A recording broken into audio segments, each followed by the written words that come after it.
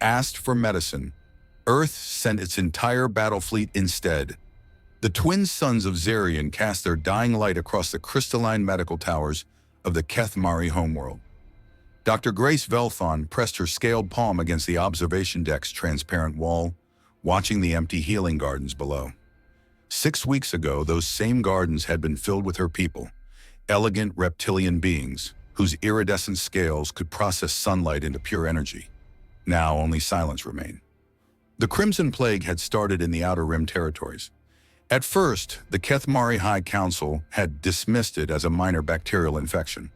Their biomolecular medicine was the most advanced in the galaxy. They had been healing other species for millennia.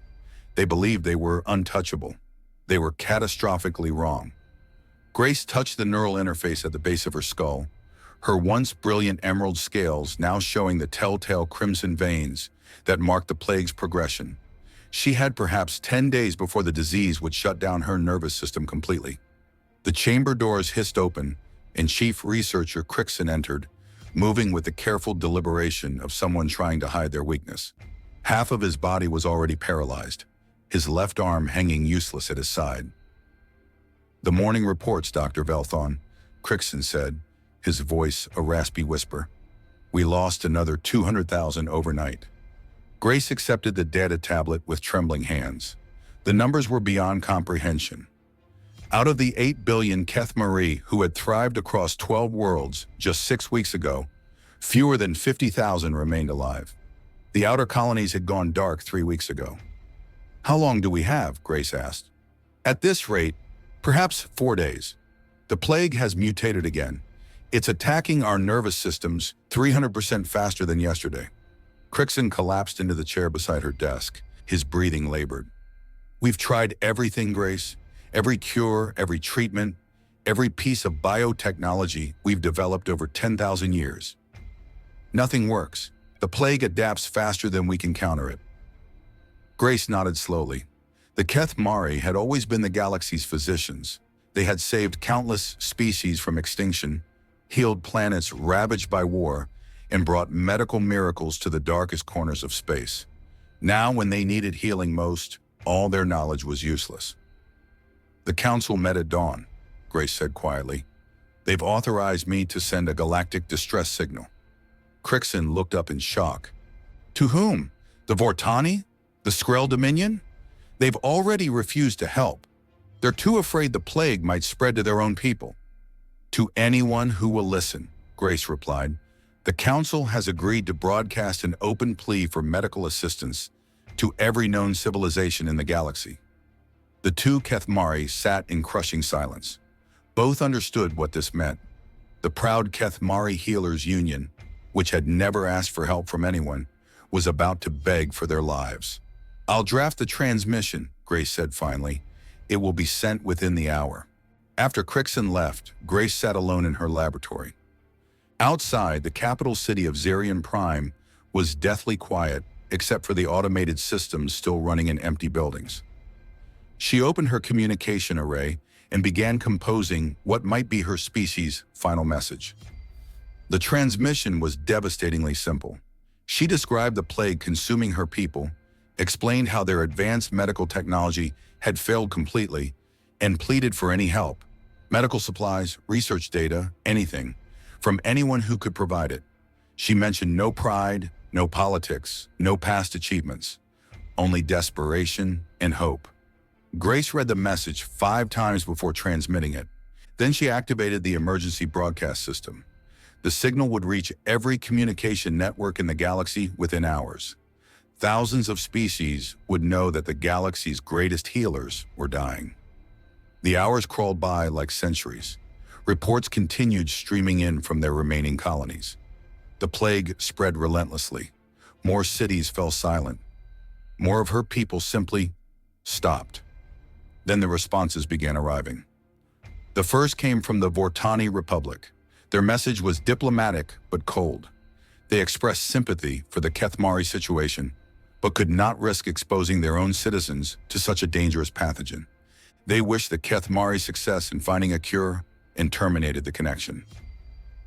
The Skrell Dominion sent a nearly identical response.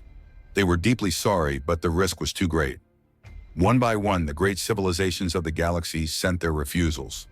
Some were polite, others were blunt, but all carried the same message. They would not help.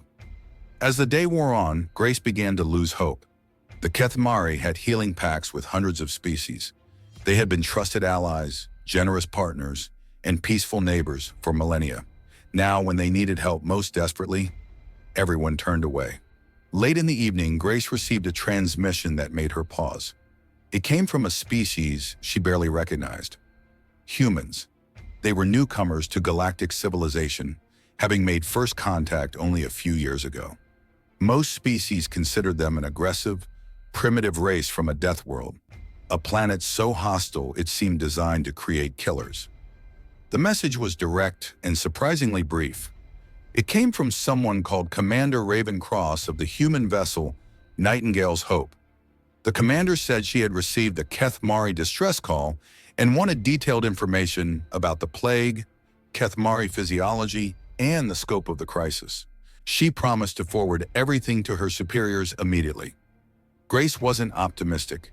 If advanced civilizations like the Vortani and Skrell couldn't help, what could these primitive humans possibly do? Still, she transmitted all their medical data, research findings, and plague analysis. It couldn't make things worse. The next morning brought catastrophic news. 5 more worlds had gone completely silent during the night. Crixon reported that the plague was now killing entire populations within hours of the first symptoms appearing. Grace stood at her window again, looking out at the crystal spires that had once been the pride of Kethmari civilization. They now looked like tombstones in a graveyard. The twin suns, which had always been beautiful as their light danced through the crystalline architecture, now seemed cold and mocking. Her neural interface chimed. Another message had arrived. This one was different. It came from someone called Fleet Admiral Phoenix Stormhawk of the Terran Space Command. The message was short but electrifying. Dr. Velthon, Earth Command has received your distress call. I am mobilizing our entire medical fleet to assist the Kethmari people. We are preparing to enter your space within 48 hours. Please advise on optimal approach vectors and quarantine protocols.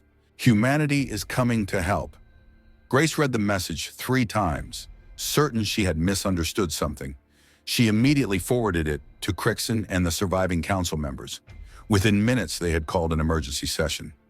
This could be our only chance, Crixon said, his voice barely audible. Every other species has abandoned us. But they're humans, protested Councillor Rithon, one of the few council members still functional. We know almost nothing about them. They come from a death world. They might be more dangerous than the plague itself. We are dying, Grace said simply. If we do nothing, we'll all be dead within days. At least with the humans, we have hope. The debate was brief but intense. In the end, desperation won. The council voted to allow the humans to enter Kethmari space. Grace sent back a message granting them permission and providing detailed star charts.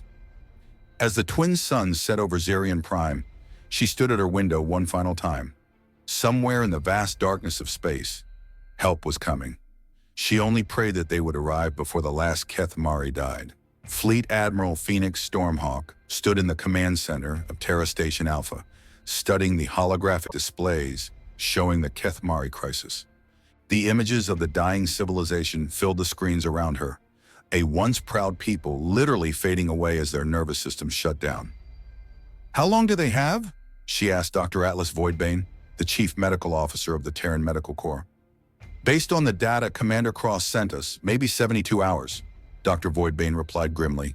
The plague is accelerating exponentially. Their physiology is completely unlike ours. They're bioenergy beings who process sunlight directly. We've never encountered anything like this.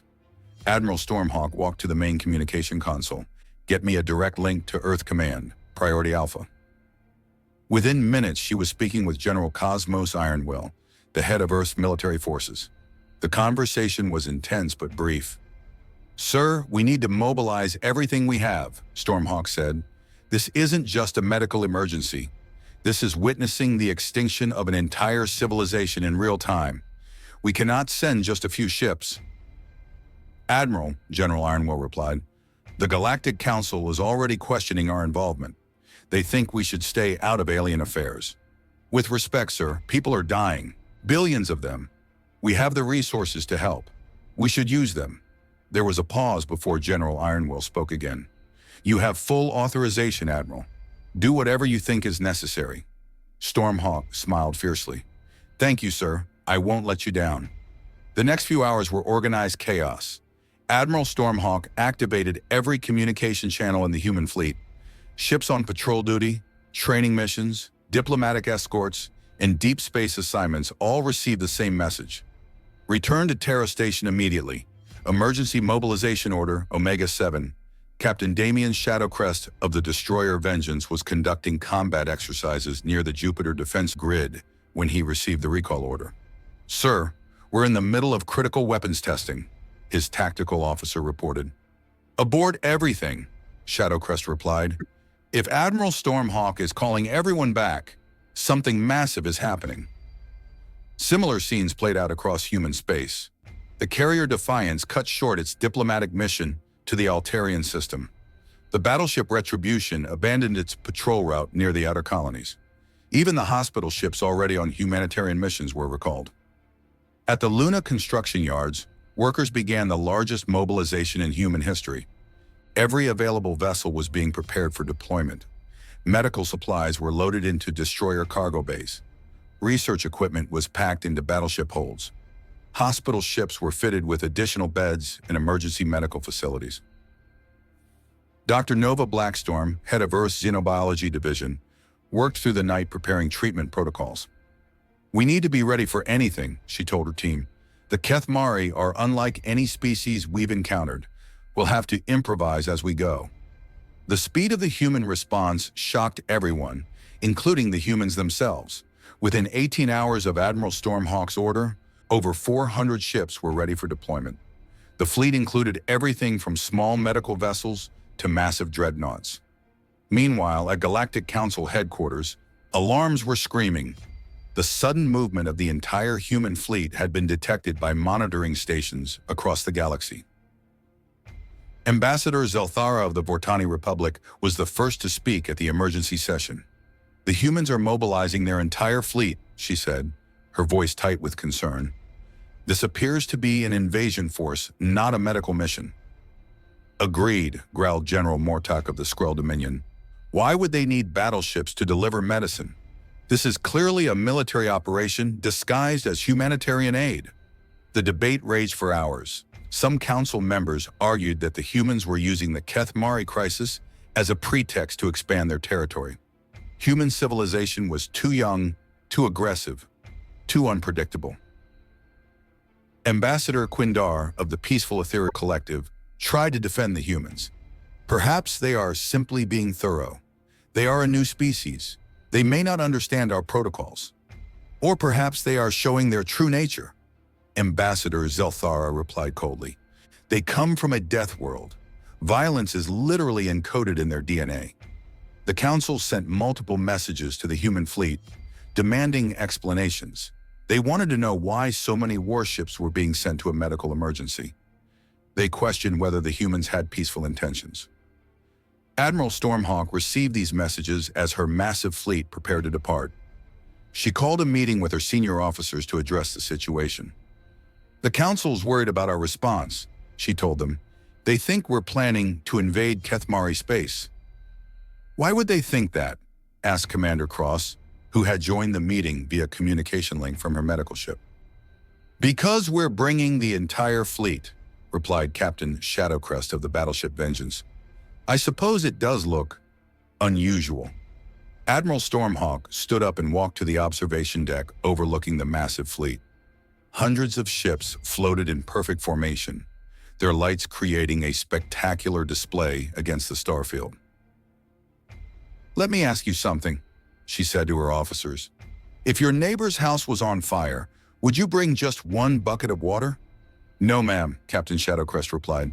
We'd bring the entire fire department. Exactly, Stormhawk said. The Kethmari aren't just sick. They're facing extinction. Their entire civilization is disappearing. When someone needs help that badly, you don't hold back. You give them everything you have. The fleet departed Terra Station 12 hours later. The sight was impressive even by human standards. The formation stretched for thousands of kilometers, with ships of every class and configuration moving together toward Kethmari space. Commander Cross's medical ship, Nightingale's Hope, led the formation. Behind her came the hospital ships, their hulls painted white with massive red crosses. Then came the research vessels, packed with scientists and experimental medical equipment.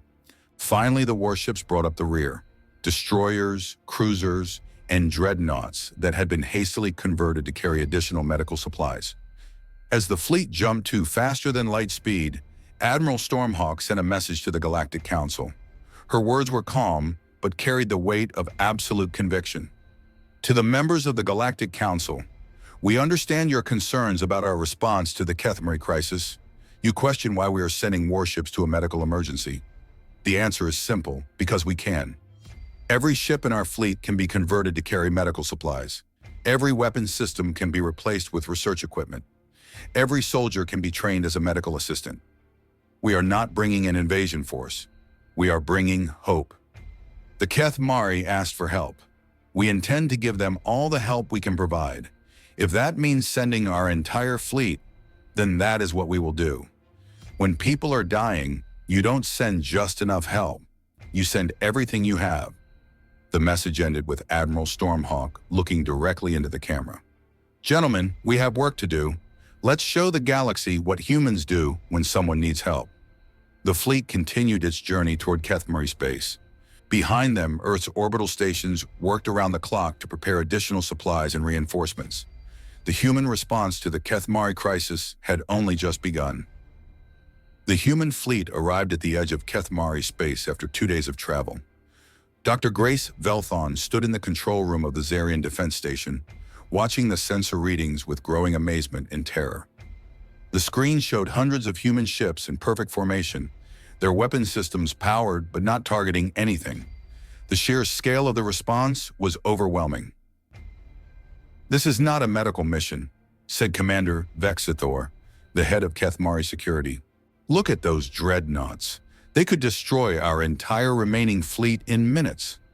Grace touched her neural interface with shaking hands. The plague had progressed so far that simple movement was becoming difficult. "We invited them here," she said quietly. "We have no choice but to trust them." Commander Cross's voice came through the speakers. "Zarian Control, this is Commander Raven Cross of the human medical vessel Nightingale's Hope. We are requesting permission to approach your world. We have medical supplies and personnel ready to assist immediately." Grace looked at the other members of the Emergency Council. Most of them were showing advanced signs of the plague. They had perhaps hours left to live. "Permission granted to one ship only," Grace replied. "All other vessels must remain at the system's edge." "Understood," Commander Cross responded. "Nightingale's Hope is approaching now. We're also requesting permission to establish a communication link with our fleet for coordination purposes." The human medical ship separated from the massive fleet and moved slowly towards Zarian Prime. It was smaller than the battleships, but still impressive by Kethmari standards. As it entered orbit, Grace could see through its transparent sections that it was packed with equipment and personnel. "They're requesting permission to land," Commander Vexithor reported. "They want to bring a medical team to the surface." Grace nodded weakly. "Grant them landing rights at the main medical complex. Have our remaining staff meet them there." Wartigged. An hour later, the human shuttle touched down on the empty landing pad. The medical complex, which had once been the pride of Kethmari civilization, now stood mostly abandoned. Only a handful of Kethmari medical workers remained, and they kept their distance from the landing zone. The shuttle doors opened, and Commander Cross stepped out. She was tall and lean, built for surviving on a dangerous world, but her movements were careful and controlled. Behind her came Dr. Voidbane and 6 other humans, all carrying advanced medical equipment. Crixon approached humans slowly. He was barely able to walk, and large sections of his nervous system had already shut down. "Welcome to Zarian Prime," he said, his voice barely a whisper. "I am Chief Researcher Crixon. I wish we could meet under better circumstances." Commander Cross looked at the dying Kethmari with obvious concern. "Thank you for allowing us to help. This is Dr. Atlas Voidbane, our Chief Medical Officer. He studied all the data you sent us." Dr. Voidbane stepped forward carefully. He had never seen a Kethmari in person before. Their bioenergy bodies were beautiful, but clearly failing. "Dr. Crichton, we need to see the most affected areas immediately. We brought portable medical equipment that we can set up anywhere." "The hospital district is completely abandoned," Crichton replied. "Most of our people are dying in their homes now. They're too weak to travel." Commander Cross nodded to her team. "Load everything. We set up field hospitals wherever the people are."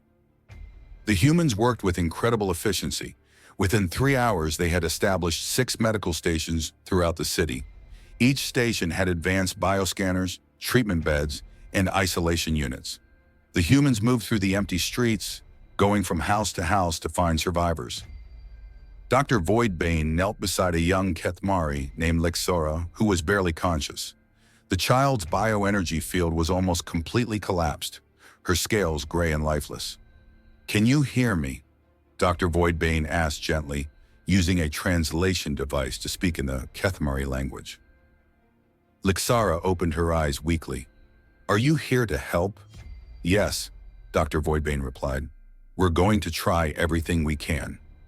The human doctor began scanning Lixara's body with his medical equipment. The readings were worse than he had expected. The plague was attacking her bioenergy conversion system at the cellular level, essentially starving her body of the energy it needed to survive. Meanwhile, Commander Cross was setting up a communication link with the fleet. "Admiral Stormhawk, we need everything you have. The situation here is worse than we thought." "How bad?" Admiral Stormhawk asked from her command ship. "We're looking at complete species extinction within hours," Cross replied.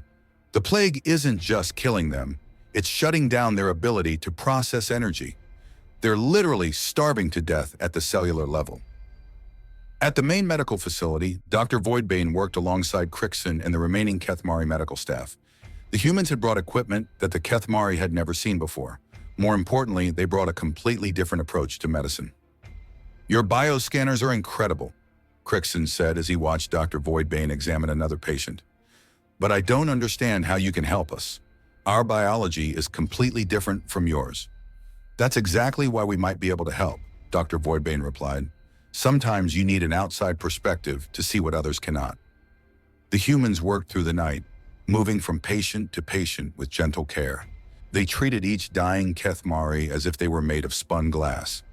Commander Cross organized her team to cover more ground, setting up additional medical stations in the outer districts. What surprised the Kethmari most was how carefully the humans handled them. These supposed Death Worlders touched the fragile bioenergy beings with incredible gentleness. They spoke softly, moved slowly, and showed deep respect for Kethmari customs and traditions. "They are not what we expected," Crichton said to Dr. Grace during a brief communication. "The other species describe them as violent and dangerous, but they treat our people with more care than we treat ourselves." As dawn approached, Dr. Voidbane made a disturbing discovery. He had been studying tissue samples from dozens of patients, looking for patterns in how the disease spread. What he found made him call Commander Cross immediately. "Commander, you need to see this," he said urgently. "I've been analyzing the plague's molecular structure. This is not a natural disease." Commander Cross arrived at his makeshift laboratory within minutes. "What do you mean?" Dr. Voidbane showed her the readings on his scanner. "Look at these genetic patterns. This plague was engineered. Someone created it specifically to target Kethmari bioenergy physiology." "Are you saying this is a biological weapon?" Cross asked. "More than that," Dr. Voidbane replied grimly. "This is a weapon designed to commit genocide. Whoever made this wanted to kill every Kethmari in the galaxy." Commander Cross stood in silence for a moment, processing this information. Then she activated her communication device. "Admiral Stormhawk, we have a problem. This is not just a medical emergency anymore." Back in orbit, Admiral Stormhawk received the message with cold fury. She immediately sent a coded transmission to Earth Command and began preparing her fleet for a very different kind of mission. On the surface, the humans continued their medical work, but now they knew they were not just fighting a disease. They were fighting an enemy who had tried to destroy an entire civilization. Dr. Voidbane worked through the night, analyzing every piece of data he could find about the plague. His portable laboratory hummed with activity as scanners and computers processed samples from hundreds of infected Kethmari. The results painted a terrifying picture. "Commander Cross," he called over the communication device, "you need to see this immediately."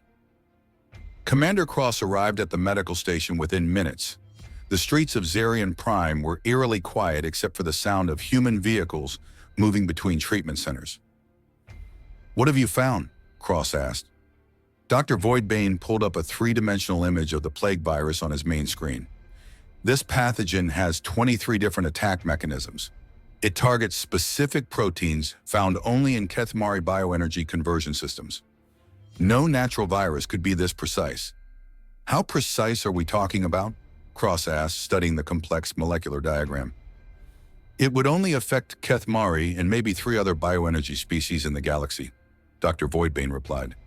"Every carbon-based and silicon-based life form would be completely immune." He highlighted different parts of the virus structure. Someone spent years designing this weapon. They knew exactly how Kethmari biology worked. Commander Cross felt a chill run down her spine. "Have you been able to trace where it came from?" "That's the most disturbing part," Dr. Voidbane replied. He brought up another screen showing genetic markers. The base virus structure matches samples from the Hegemony bioweapons program. I cross-referenced it with our intelligence databases. Cross knew about the Hegemony. They were a coalition of supremacist species who believed that lesser races had no right to exist in the galaxy. The Kethmari, with their peaceful nature and valuable medical knowledge, would be perfect targets. "Are you certain about this?" Cross asked. "The genetic fingerprints are unmistakable," Dr. Voidbane replied. "This plague was created in Hegemony laboratories. Captain, they didn't just want to make the Kethmari sick. They wanted to make them extinct." Commander Cross immediately contacted Admiral Stormhawk on the command ship. The conversation was brief but intense. "Admiral, we have confirmed that this is a bioweapon created by the Hegemony," Cross reported. "They are attempting to commit genocide against the entire Kethmari species." There was a long pause before Admiral Stormhawk responded. "Commander, continue your medical work. I am activating Protocol Omega." Cross understood immediately. Protocol Omega was the human military's response to crimes against entire civilizations. It meant that Earth would not just defend the victims, they would hunt down those responsible and ensure they could never commit such atrocities again. Within hours, everything began to change across human space. Ships that had been carrying medical supplies suddenly received new orders. Intelligence officers who had been working on routine assignments found themselves reassigned to high-priority missions. Lieutenant Commander Zephyr Nightfall sat in his small office aboard the intelligence ship Phantom, reading the latest briefing. For months, he had been tracking Hegemony movements as part of routine surveillance. Suddenly, his work had become critical. "Sir," his assistant reported, "we're receiving priority requests from 18 different human ships. They all want information about Hegemony locations and activities." Nightfall smiled grimly. "Send them everything we have. Activate all our deep cover agents in Hegemony space. I want to know every ship movement, every communication, every plan they have." The Human Intelligence Network, which most galactic species didn't even know existed, suddenly came alive. Agents who had been quietly gathering information for years began reporting to their handlers. Communication intercepts increased dramatically. Surveillance ships moved into position around Hegemony territories. On Zarian Prime, Dr. Grace watched the human activities with growing amazement. The medical teams continued their work, but now there were also humans setting up communication arrays and sensor equipment. "What are they doing?" Commander Vexithor asked. "Those are not medical devices. I think they are preparing for war," Grace replied quietly. Commander Cross found Dr. Grace in the ruins of the Kethmari government building. The bioenergy structure had partially collapsed as the plague killed the workers who maintained it. "Dr. Velthorn, I need to explain what is happening," Cross said. "We have discovered who created the plague that is killing your people." Grace listened as Cross described their findings about the hegemony bioweapon program. The doctor's remaining bioenergy features showed deep sadness and anger. "So this was not an accident," Grace said. "Someone deliberately tried to destroy us." "Yes," Cross replied, "and we are going to stop them." "What do you mean?" Grace asked. Cross looked out at the empty city around them. "The humans have a saying, if you try to commit genocide, we will make sure you never get the chance to try again." Meanwhile, in space around the Kethmari system, the human fleet was transforming. Medical ships remained focused on helping the dying Kethmari, but the warships had begun preparing for combat operations. Admiral Stormhawk stood on the bridge of her flagship, receiving reports from across the galaxy. Human intelligence had located 4 major hegemony bioweapon facilities. More importantly, they had discovered that the hegemony was preparing similar attacks against other species. "Ma'am," her communications officer reported, "we're receiving transmissions from the Galactic Council. They're demanding to know why our ships are taking aggressive positions." "Tell them the truth," Stormhawk replied. "We are preparing to eliminate a threat to galactic security." The Galactic Council's response was immediate and panicked. They sent multiple messages asking the humans to explain their actions. Some council members feared that the humans were using the Kethmari crisis as an excuse to start a war. Ambassador Zelthor of the Vortani Republic sent a particularly urgent message. "The human fleet appears to be preparing for large-scale military operations. We demand an explanation for this aggressive behavior." Admiral Stormhawk decided to respond personally. She recorded a message that was broadcast to the entire Galactic Council. "Members of the Council, 4 days ago, the Kethmari asked us for medical help. We came to provide that help. But we have discovered something that changes everything." She paused, looking directly at the camera. "The plague that is killing the Kethmari is not a natural disease. It is a biological weapon created by the hegemony, specifically to commit genocide against the Kethmari people."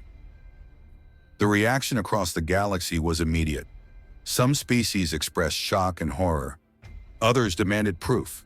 The hegemony themselves denied any involvement. "We have genetic evidence linking this bioweapon to hegemony laboratories," Stormhawk continued. "We also have intelligence suggesting that similar weapons are being prepared for use against other species." The Admiral's expression hardened. "The humans came here to save lives. We will continue to save lives.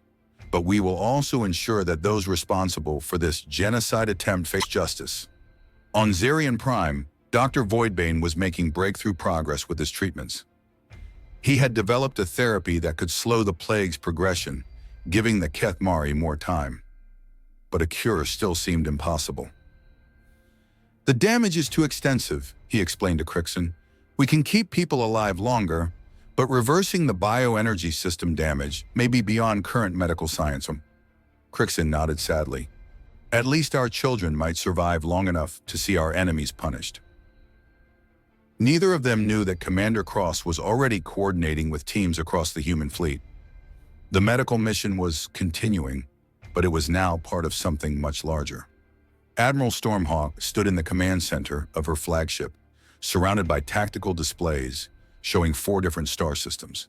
The human fleet had split into multiple groups, each targeting a different hegemony bioweapon facility. The operation would begin in exactly 8 minutes. "All teams report ready," announced Commander Blaze Starfire, her tactical officer. "Strike Group Alpha is in position at the Kronos facility. Strike Group Beta has reached the Andromeda labs. Strike Group Gamma is approaching the main research station in the Vega system. Strike Group Delta has the Orion facility surrounded." Stormhawk nodded. "Remember, this is not a destruction mission. We need those facilities intact, and we need prisoners alive. The galaxy needs to see the evidence of what the hegemony has done." On Zarian Prime, Commander Cross watched the tactical display from her temporary command post. Dr. Voidbane continued working in the medical centers, but he was also monitoring the fleet communications. The humans had been clear about their intentions. They would stop the genocide and heal the victims at the same time. "Commander," her communications officer reported, "we're receiving a transmission from the Hegemony High Council. They're demanding that we withdraw from their territory immediately." Cross smiled coldly. Tell them we'll withdraw when they're all in prison. The first strike began at the Kronos facility. The hegemony had built their bioweapon laboratory inside a heavily fortified asteroid base. Dozens of warships protected the installation, and automated defense systems covered every approach. Captain Shadowcrest led the attack from his destroyer Vengeance. But this was not a typical military assault. The human ships moved with surgical precision, targeting only weapon systems and engines. Within minutes, the hegemony defenders found themselves unable to fight back or run away. Boarding parties launch, Shadowcrest ordered. Remember, we need evidence and prisoners. Human Marines in advanced armor began boarding the disabled hegemony ships. But instead of carrying weapons designed to kill, they carried non-lethal devices that would stun enemies without permanent harm. More importantly, each Marine carried medical equipment. Lieutenant Storm Vanguard led the first boarding party onto the hegemony command ship.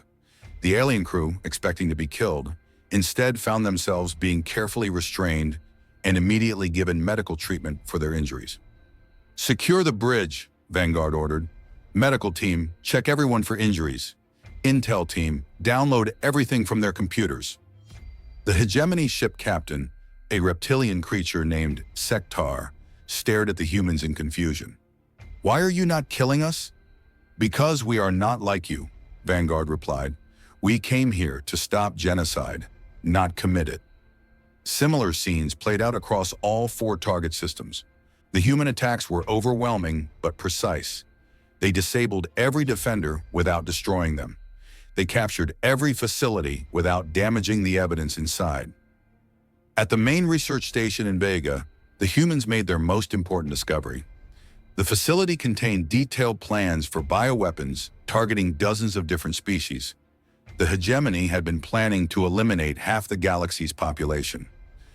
My God, said Dr. Cosmic Drakebane, the human scientist examining the research data. They have weapons designed to kill everyone except themselves and their allies. This wasn't just about Keth Mari. This was about galactic domination. Meanwhile, on Zarian Prime, Dr. Voidbane was experiencing his own breakthrough. Working around the clock with Keth Mari medical data and samples from the hegemony facilities, he had finally found a way to reverse the bioenergy damage. Commander Cross! Dr. Voidbane called out excitedly from his makeshift laboratory. I think I've got it! Cross rushed to the medical station, where Voidbane was hunched over a complex array of equipment.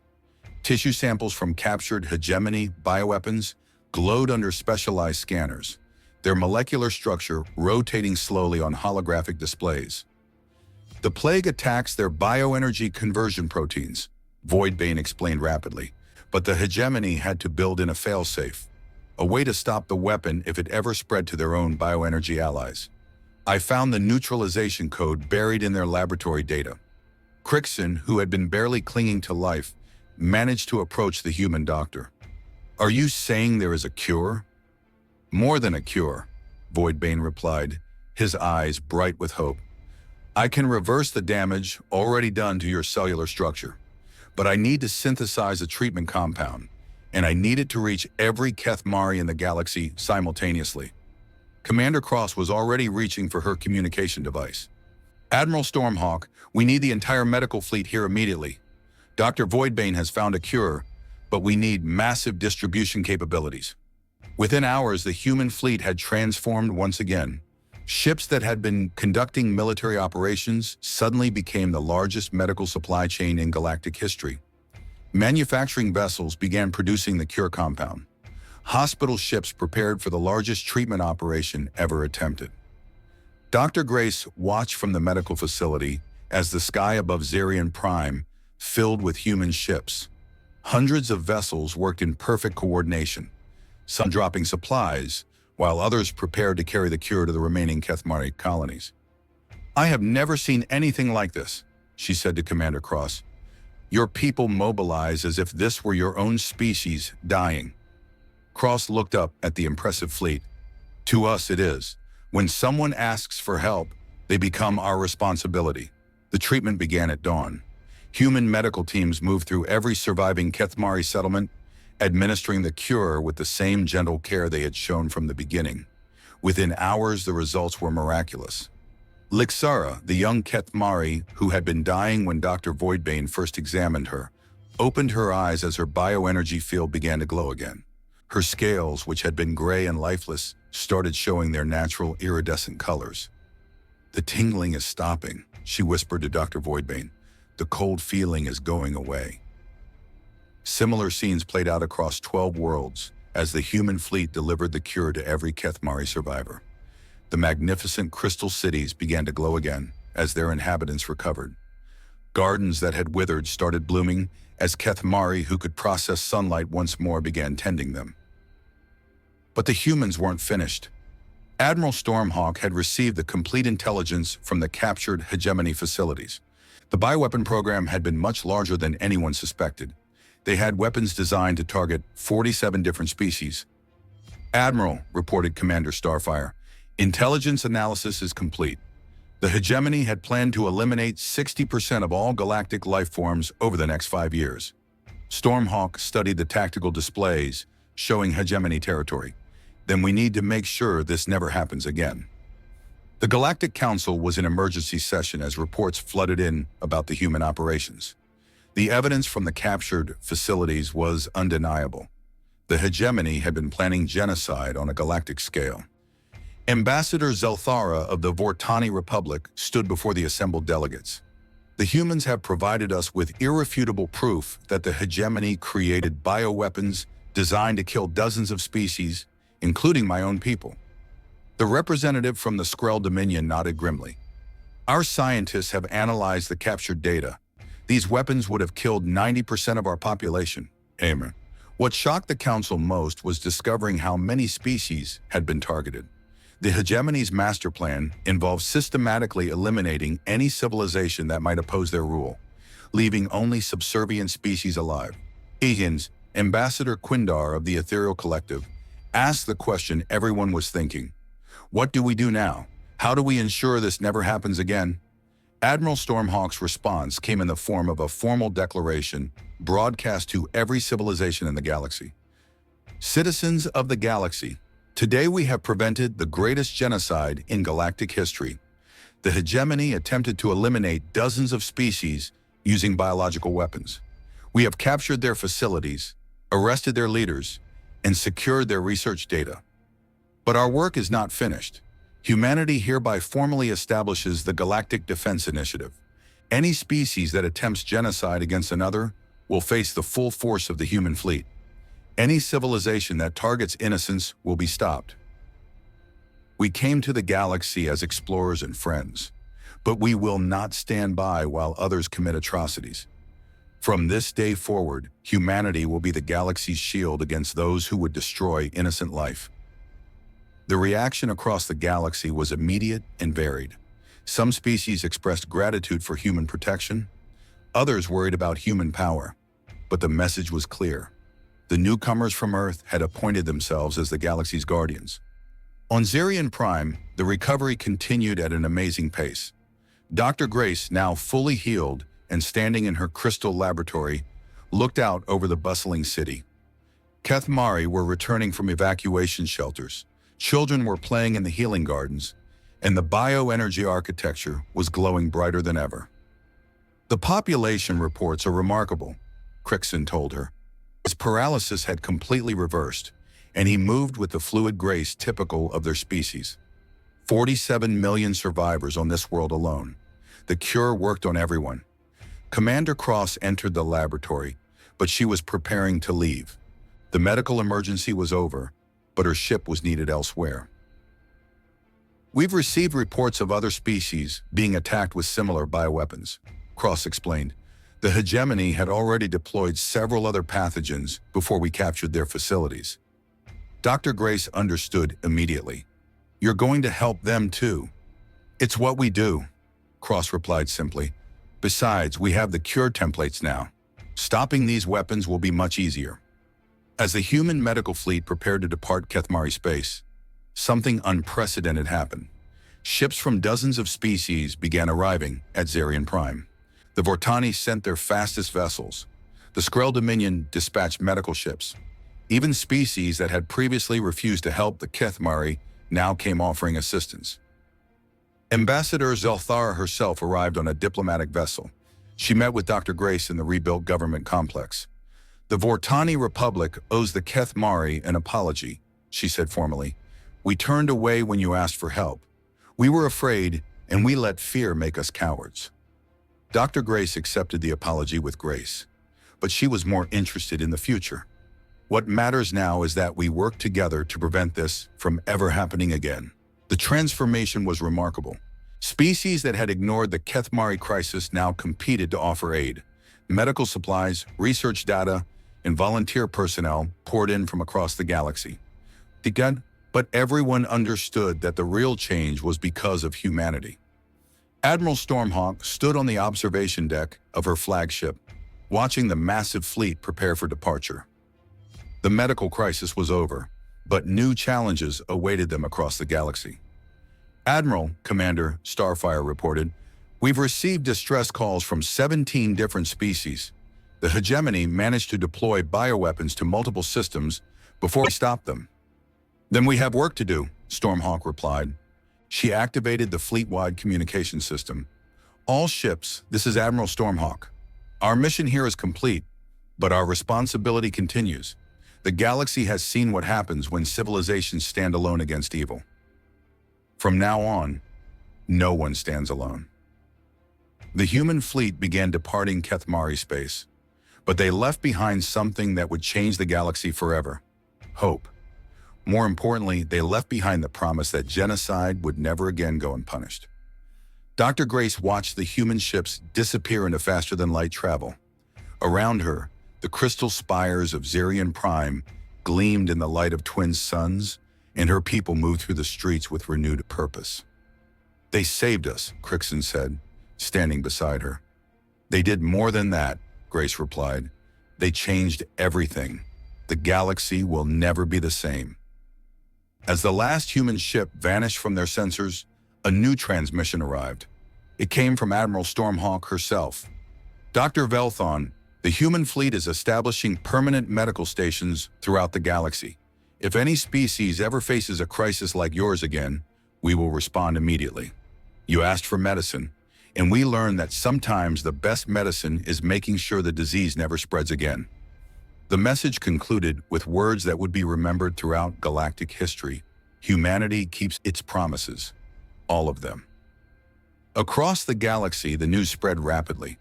The humans had not just stopped a genocide, they had appointed themselves as permanent guardians against such atrocities. Some species welcomed this protection, others worried about human power. But in the crystal cities of the Keth Mari, the message was simple and clear. When someone asks for help, you give them everything you have. And when someone tries to commit genocide, you make sure they never get the chance to try again. The galaxy had learned what humans do when people need help. More importantly, it had learned what humans do to those who prey on the innocent. The hegemony's grand plan for galactic domination had failed completely. Their leaders were in human custody, their facilities were destroyed, and their bioweapons were neutralized. But their greatest failure was not tactical or strategic. Their greatest failure was underestimating what happens when you try to commit genocide against a species that humanity has decided to protect. The Keth Mari had asked for medicine. Earth had sent its entire battle fleet instead. And the galaxy was better for it. The Galactic Medical Council held its first meeting in the restored halls of Zerion Prime. Representatives from 127 species attended, including many who had previously never cooperated on anything. Dr. Grace Velthon, now serving as the Council's first director, looked out over the assembled delegates. The chamber was filled with beings of every description: crystalline entities, gas cloud intelligences, mechanical races, and dozens of biological species. 6 months ago, she began, my people were dying, and most of the galaxy turned away. Today, we are establishing the largest medical cooperation network in galactic history. Commander Cross, now promoted to Admiral, represented humanity on the Council. Her medical fleet had grown to include ships from 30 different species, all working together to respond to medical emergencies. The human approach has changed everything. said Dr. Morthek of the Skrull Dominion. They taught us that the best way to prevent suffering is to stop those who cause it. The statistics were impressive. In 6 months, the combined medical fleets had responded to 43 different crises. No species that asked for help was turned away. More importantly, 3 different attempts at biological warfare had been stopped before they could spread. But the real change was cultural. The galaxy had learned that asking for help was not a sign of weakness. It was a sign of wisdom. And providing help was not a burden. It was a responsibility. So, as the meeting concluded, Dr. Grace received a private message from Admiral Stormhawk. The human commander was currently 3 systems away, responding to a plague outbreak among the Helix Confederacy. Dr. Velthon, the message read, "The medical emergency that brought us together has become something much larger. We've learned that the best medicine is sometimes a cure, sometimes a battleship, and sometimes just the promise that help is coming." Dr. Grace smiled as she looked out over the bustling capital city. The crystal spires gleamed in the twin sunlight. Children played in the healing gardens, and ships from dozens of species arrived daily with medical supplies and research data. The Keth Mari had asked for medicine. Humanity had given them something better. They had given them a galaxy that cared. And across the stars, Admiral Stormhawk's fleet continued its work, carrying the same message to every species they encountered. When someone needs help, you give them everything you have. When someone tries to commit genocide, you make sure they never get the chance to try again. And when people are dying, you don't send just enough help. You send everything you have. It was the human way, and it was becoming the galactic way too. The end.